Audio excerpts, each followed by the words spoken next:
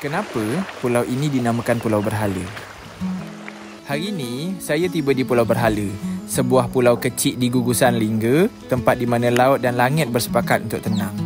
Disambut dengan suasana yang bersahaja, budak-budak bermain, senyum warga yang menyambut tanpa banyak tanya.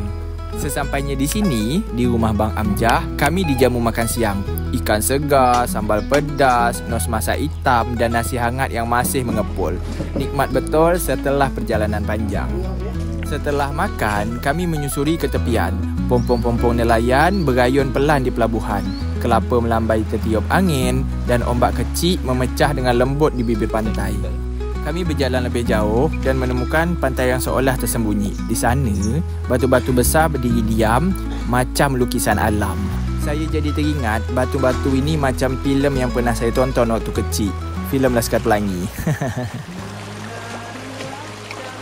Saya berdiri sejenak di antara bebatuan, menatap ke sebuah pulau kecil di seberang. Ada rumah, beberapa pohon kelapa dan sebuah bangunan tinggi yang mungkin mercusuar tua. Memang lawa betul. Jadi tak heran kenapa wisatawan dari Jambi sering betul datang ke sini. Matahari dah mulai turun, petanda petang dah nak tiba. Dan ketika saya nak balik ke pelabuhan, warga melambai seperti sahabat lama yang mengantarkan kami balik. Oh ya, tentang nama Pulau Berhala, mungkin ada yang tahu jawabannya atau cerita di sebaliknya.